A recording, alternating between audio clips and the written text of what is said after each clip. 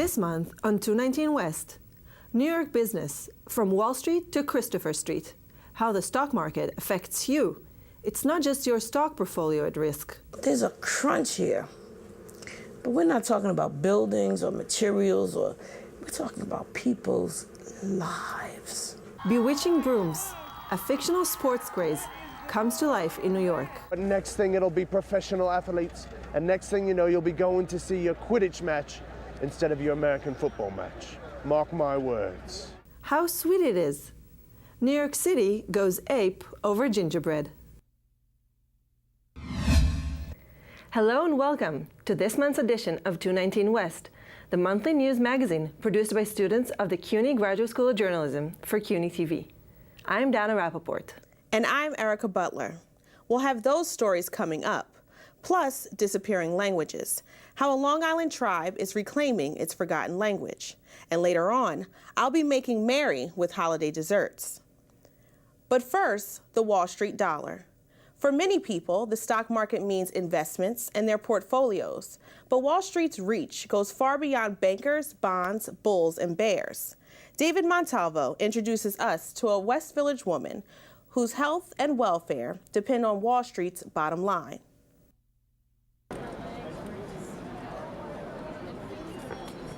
To many people, this is the familiar background music of Wall Street. And this is its familiar sound. About the same time the opening bell rings on Wall Street, Valida Henry gets ready for her investment, not in stocks, but in all her medications. Morning. I take these pills every single morning. Valida is 64 years old. She's HIV positive and, like thousands of New Yorkers, what happens on Wall Street affects her life directly. So because we're the lowest people on the totem pole, that means that trickle-down kind of stuff doesn't affect us. At first glance, she might appear completely disconnected from the city's high finance industry, but the two are actually closer than it seems. I set out to get HIV/AIDS because I wanted to die. I was raised in a home with people who were wolves. You know, it sounds comical, but it wasn't then at the time. Valida lives in affordable housing in a building for people living with AIDS. It's a small studio on Christopher Street in the West Village. She recalls how her mother left her as a child and how she was raised by a father who abused her.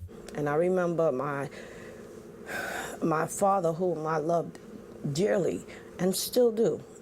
He's passed on now, would always say to me, I'm doing this to you because I love you. The courts took Valida away from her father when she was around 9 years old. She was first sent to a psychiatric treatment center for girls called Carnegie Hall. Then she was sent to Bellevue Hospital's psychiatric facilities before ending up at a children's residential center called St. Agatha. You make friends with someone says they care about you, they love you, and then they leave you. But each time they leave you, they always leave you worse than when they met you. Valida was using drugs and was homeless when she became suicidal and contracted HIV. That was 10 years ago. She said that with the help of certain city programs, she was able to pull herself out of her death trap. Now some of those programs are at risk. The slowly recovering economy is putting them on the chopping block, and that has some advocates concerned. The consequence is going to be that people fall out of medical care. Barry's organization teaches low-income New Yorkers living with HIV/AIDS, like residents at the Bailey House behind me, to understand how the city's budget affects their lives. But what it doesn't teach is that what happens on Wall Street doesn't just stay on Wall Street. It works like this. Every year, the city collects about $60 billion in revenue. It has to collect this because that's close to the amount it spends, and because it's required by law. The city must have a balanced budget. To raise these billions of dollars, the city uses taxes, sells municipal bonds, and it asks the state and federal government for some money. But the biggest pot of gold is found on Wall Street. Investment firms, hedge funds, and the rest of the financial industry are here. The billionaires who run Wall Street are here, and a lot of the millionaires who make tons of money from it are here. This made personal income tax one of the city's biggest sources of revenue. In fact, the richest 1% of all New Yorkers make up about 30 to 40% of this. The city also collects banking taxes and other general corporation taxes from the financial industry. This adds up to a larger and larger slice of the $60 billion budget pie. Now, factor in the financial crisis and new regulation on Wall Street, and it makes for a city with new money problems. Brad Lander used to work in community development in low-income neighborhoods. Today, he represents Brooklyn neighborhoods Park Slope, Cobble Hill, and Carroll Gardens on the City Council and on the Economic Development Committee. So you do have to ask the question, how do we have a responsible fiscal budget at the city and the state levels where we can pay for the government we want with the resources we have? Now, one has to figure out what mix of cuts and revenues get us to that goal. And the one person currently responsible for that is someone who used to work on Wall Street.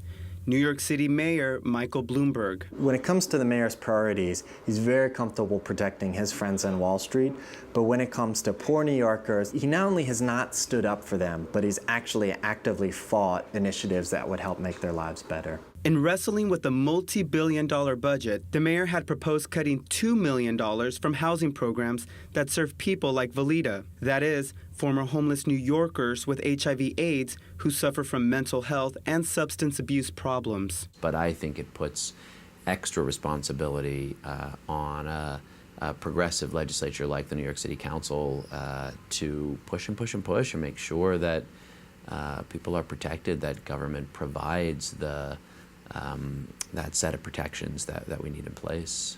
Over the summer, City Council Speaker Christine Quinn fought the mayor to fully restore the housing program funds. His administration agreed to restore the funds, but only 75% of it. Without the help of case management, I would be one of those individuals stuck, held hostage in this one room. I think when they think about people who need help, they think solely about somebody to sweep your floor. There are more issues to that. And now there are issues at risk, in part because of the Wall Street dollars that have stopped pouring into the city's budget. Even New York's chief financial officer, John Liu, recently said in a budget report that he believes Wall Street will not generate the revenue for the city like it once did. Lander agrees. I've heard a whole range of economists, including quite conservative economists. I think the most conservative economists that people sort of look to kind of say what's going to happen on Wall Street say jobs on Wall Street are going to shrink in the months and years to come. But it's a balancing act. We're going to have more cuts this year, and there's no way around it. Budget cuts affect everybody. Wall Street types? Wall Street types too. I mean, if you need the streets to be safe, you need the subways to run. You know, the public goods, the public goods that are our safety, our streets, our public transit, you know, the quality of our water, those affect everyone. There just doesn't seem to be any balance in how they're dealing with us. Don't get me wrong, I understand that there's a crunch here, but we're not talking about buildings or materials, we're talking about people's lives. For 219 West, I'm David Montalvo. Back in October, we brought you the story of little-known languages in danger of disappearing. But with linguists estimating that one language goes extinct every 2 weeks, not all languages can be saved. The last speaker of the Native American language of Mohegan passed away in 1908. In the second part of our Vanishing Languages series, Chika Moses takes a look at how one tribe member is working to keep the Mohegan language alive.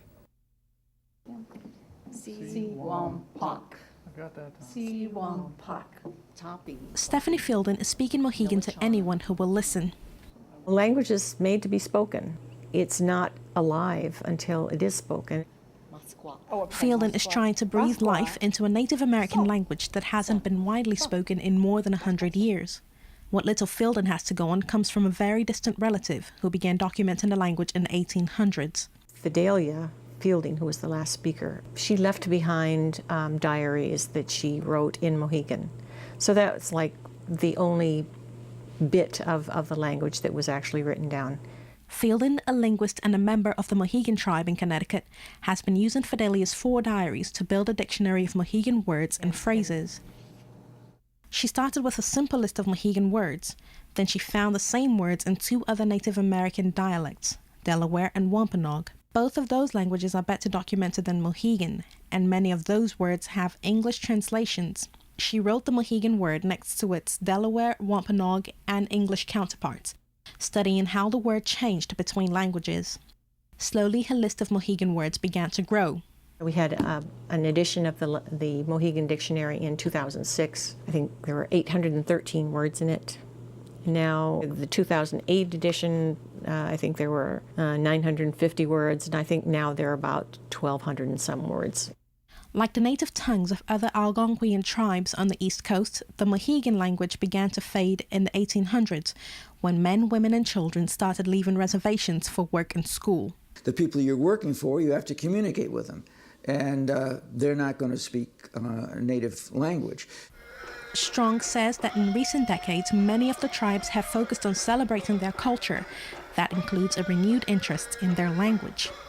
In the 1960s, when there was a great deal more emphasis on identity, the Red Power movement following the Black Power movement began to turn young people more and more to concerns about their culture and their language and so forth. But trying to learn Mohegan words in grammar is a tough process. Among other differences, words that are adjectives in English are verbs in Mohegan. Explaining all this to people, you know, if they don't get it, you know, right away, they feel lost and like they're drowning, and so they say, "I quit," and they leave. Fielden has seen interest in her classes fluctuate. At some point, we had almost 30 students going at the same time. So that was a real thrill to me. I mean, it was like, you know, rejuvenation, yes, this is going to work. And then it just sort of, She's incorporating a game to make the language more accessible. It's called total physical response. You put a sign with an English word, and then using that same sign, you use the Mohegan. And so your head is saying, this means what? Okay, this means what. And so when I say Jaquan, I know my head and my hand tell me it means what. And she's welcomed interest from other tribes. The Shinnecock people on Long Island have a language very similar to Mohegan. Elizabeth, Tina, and Tahanish Terrence are 3 generations of Shinnecocks who have taken Fielden's language class online. Learning the language helps the women connect to their tribe's past. To me, it is an organization of the words that we used. I'll say that are more or less scattered. We use them in conversation, or as I say, in place names. But we did not look at it as a language. It's also boosting the younger generation's interest in their own culture.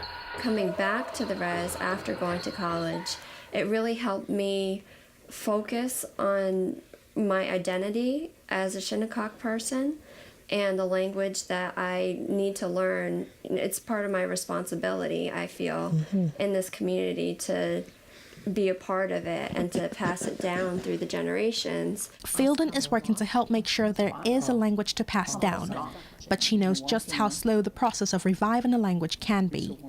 So like Fidelia Fielden, she's archiving everything she's done, just in case this revival fails. Tell me the word again for I have.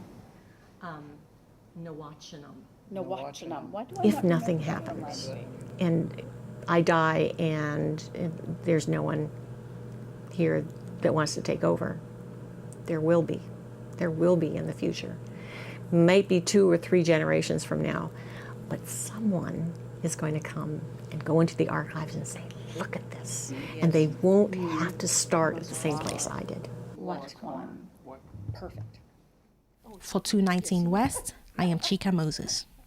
Coming up, Harry Potter lives on. Fans are keeping the phenomenon alive through a sometimes brutal sport. And now, bewitching brooms.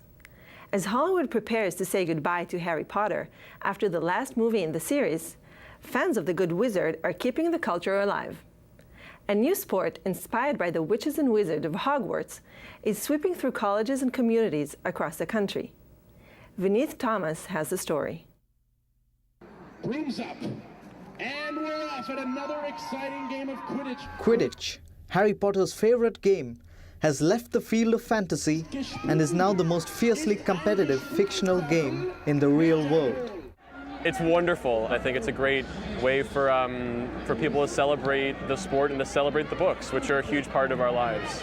The sport is another sign that the Harry Potter phenomenon is finding new ways to stretch its legs and legacy.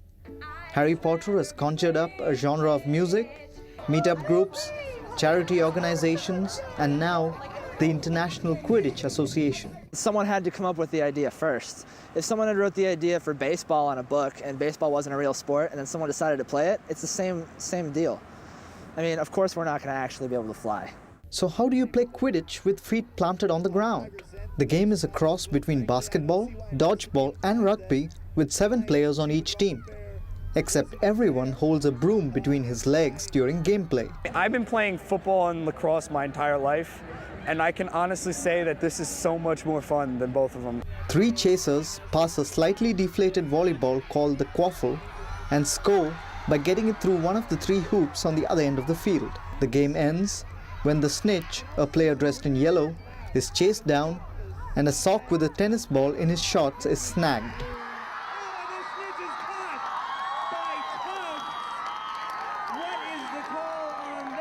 Quidditch started 5 years ago on a lazy Sunday afternoon at Middlebury College.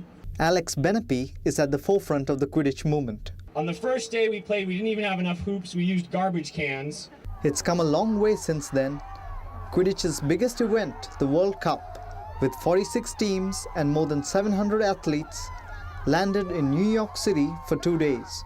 We love Harry Potter and we love Quidditch. Thousands of enthusiasts swarmed the fields, with play going well into the night. But next thing it'll be professional athletes, and next thing you know you'll be going to see your Quidditch match instead of your American football match. Mark my words. A community team called the Bad Assalists represented the New York City Harry Potter meetup group, or the group that shall not be named. 1, 2, 3,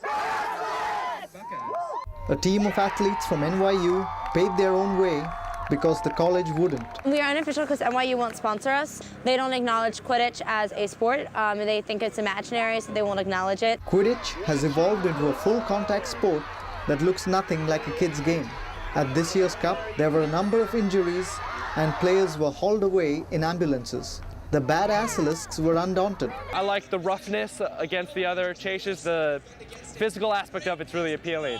Everybody encouraged you and supported you. It didn't matter your level of experience, so that was kind of cool. In the end, Middlebury College, the team that started it all, lifted the World Cup. The tournament was a huge turning point for the sport. Now players believe Quidditch has a future. Emerson has a coach with a suit and tie. I would love to be that guy, Be like the Vince Lombardi of Quidditch, man. Recent history shows that even as vampires rise from the dead through hits like Twilight, True Blood, and The Vampire Diaries, superheroes show up on Broadway. Old franchises can have second lives. It started off with these books, but now it's gotten taken to a level where people coming off the streets or people watching at home can really get an appreciation for the sport and for the game, even if they have really little knowledge in the book. An appreciation that might be giving a new lease of life to the saga of Harry Potter. Joining us is Vineeth Thomas. Great piece, Vineeth. Thank you, Dana. So it looks like Quidditch is really picking up in New York. Yes, but it's not just New York. It's Germany, it's the UK, New Zealand, Australia. They're all contacting the International Quidditch Association to find out how to play the game. And from what we saw in your piece, it looks like the fans are taking it pretty seriously. It's not just a game. Yeah, it's like an intensely competitive sport. People get injured all the time, and it's a little scary watching it, actually. So do you have to be a die-hard Harry Potter fan to play it? At the World Cup, I found that quite a few people were not even big readers of the books. They just wanted to try out a different game. And Quidditch is not the only way Harry Potter fans are showing their love, right? Well, yeah, that's true. There's the music inspired by Harry Potter. There are charity organizations which are promoting literacy. And there are the fans who just don't want to say goodbye. So I hope to focus on that in my next piece. Great, I'm looking forward to seeing it. Thank you. Thanks. Erica? The holidays are here in New York, and with that comes lots of delicious treats. Hot chocolate, candy canes, and Christmas cookies are popping up all over the city. Uche Abenobi takes a gingerly look at a favorite holiday snack. Oh my, gingerbread? Gingerbread madness has hit the city. This year, La Parka Meridian will host their second annual gingerbread display to benefit City Harvest. The theme is movies made in New York City. La Parka Meridian and our team behind Norma's, our very famous, successful restaurant here, made King Kong.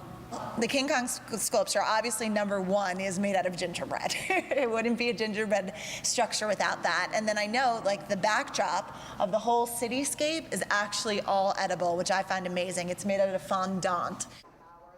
The hotel, located in Midtown, reached out to a few local bakeries to participate. Treat Trucks is one of the many that answered the call. Their display took about 5 days to construct. So I picked West Side Story. It is one of my absolute favorite musicals of all time, and I just love the idea of the gingerbread display of West Side Story. Little sharks and jets made out of gingerbread. And the big challenge is everything has to be edible. You can't even have a lollipop with a stick in it. Every single little piece has to be edible. I'm now in love with fruit roll-up because you can make little dresses out of it. Viewing the display is free, but $1 buys you a vote for your favorite gingerbread creation and a chance to win a hotel stay. Guests are invited to feast their eyes on the hotel's cookie-ornamented Christmas tree. But please keep your fingers and mouths to yourself. This year we really wanted to be fun and tied in with the gingerbread extravaganza. So we did cookies. So we have all different fun holiday cookies. You see we've got our little gingerbread man, Santas, different Christmas trees. Only issue is it's been up, a day or so, and we already have people trying to come over and steal some cookies. They want to just eat it right off the tree. Oh, and what's dessert without some holiday cocktails? So we have stuff like white hot chocolate, mocha for the kids, and then a big apple crisp, which is sort of like an apple martini with gingerbread in it for the adults. The displays will be on view in the lobby of the hotel for an entire month. For 219 West, I'm Uche Abenobi. Joining us here on set is Kathy Kaufman of the Institute of Culinary Education, a chef and a culinary historian. Welcome, Kathy. How are you? Very well. Thank you for having me, Erica. So we just saw a package about gingerbreads and gingerbread houses in the city. What is its historical significance? Gingerbread goes back well over 1,000 years, at least in Europe. It was something that was used during the holiday season and was often given as gifts at Christmas time. Queen Elizabeth I was known for giving portraits of her favorites rendered in gingerbread to them. So it's a wonderful, wonderful treat, often given on actually New Year's Day as the day for exchanging gifts. But certainly throughout Europe, France was famous for gingerbread in the cities of Reims and Dijon. Germany, very, very famous. Nuremberg gingerbread is supposedly the finest in the world, so it's a wonderful European tradition. And why do you think it's so popular here now, still? Well, first, it's cute. It's legalized cannibalism because you make little men and you get to eat them, which is, a lot of fun. And you can do so many different things with it. I think the spices are very evocative of our traditional food ways, and at Christmas time and most holiday meals tend to be conservative, so they tend to go back to foods that were very, very popular hundreds of years ago. Not so much for our normal eating patterns, but at Christmas we're very nostalgic.